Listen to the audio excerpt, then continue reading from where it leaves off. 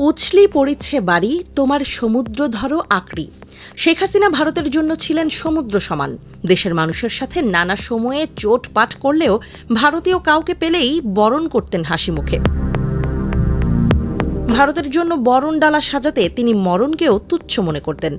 বাংলাদেশের আকাশ থেকে বাতাস, নদীর পানি থেকে গাছে ফল, সুস্বাদু ইলিশ মাছটি, মৌসুমের সেরা ফজলি আম, দেশের রাজনীতিতে আপা বলে পরিচিত হাসিনার আমলে কোনোটি পেতে কোনো রকম বেগ পেতে হয়নি দিল্লিকে। দেশের বিদ্যুৎ খাতকে বিপন্ন করে নরেন্দ্র মোদীর প্রিয় পাত্র আদানির কাছ থেকে চড়া দাম আর কড়া নিয়মে বিদ্যুৎ কিনেছেন হাসিনা। আরও বহু উপঢৌকনের খাজনা ভারতের প্রিয় আপা সবসময় সাজিয়েই রাখতেন ওপারের দাদাদের জন্য। কথার আগেই এদেশে হয়ে যেত ভারতের হুকুম তামিল। তাই 14, 18 কিংবা 24-এর নির্বাচন নিয়ে কোনো সমস্যাই দেখেনি ভারত।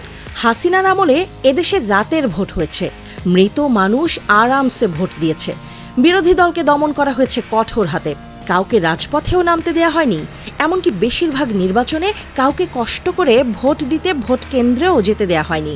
হাসিনার কথিত ডিজিটাল বাংলাদেশে যেমন ছিল অটো পাসের দৌরাত্ম্য, তেমন অটো ভোটের চলও ছিল কড়া। এসবে ভারত কোনো সমস্যা দেখেনি। এতে দিল্লির চোখে ঢাকার গণতন্ত্রে কোনো সমস্যাও ঠেকেনি। উল্টো তারা পর্যবেক্ষক পাঠিয়ে গণতান্ত্রিক উপায়ে আয়োজন করা রাতের ভোট আর মৃত ভোটারদের গায়েবী ভোটদানকেই বৈধতা দিয়েছে। তবে শেখ হাসিনার পতনের পরই ভারতের উদ্বেগের শুরু। এবার ভারতের চোখে মুখে নাকে কানে ঠোঁটে খালি উদ্বেগ আর উদ্বেগ। বাংলাদেশ নিয়ে কথা বলতে গিয়ে যদি একটা শব্দ দিল্লিকে বলতে হয় তবে তারা বলবে উদ্বেগ। ধরুন, আপনি ভারতের পররাষ্ট্র সচিব জয়সওয়ালকে জিজ্ঞেস করলেন, দাদা, বাংলাদেশের জাতীয় ফল কি? উনি উত্তর দেবেন উদ্বেগ।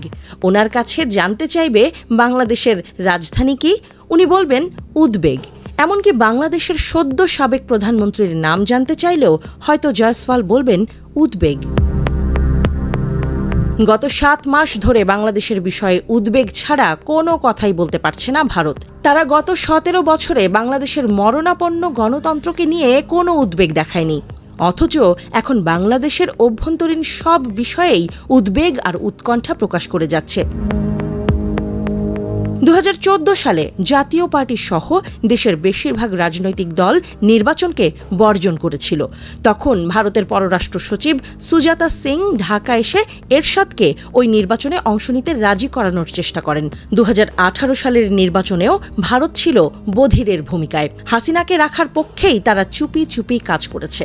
উল্টো অগণতান্ত্রিক নির্বাচনে অংশ নেওয়ার জন্য বাংলাদেশের রাজনৈতিক দলগুলোকে রাজি করার গোপন চেষ্টাও ছিল ভারতের। 2024 সালের জানুয়ারিতে হাসিনার অগণতান্ত্রিক নির্বাচনে সায় ছিল ভারতের।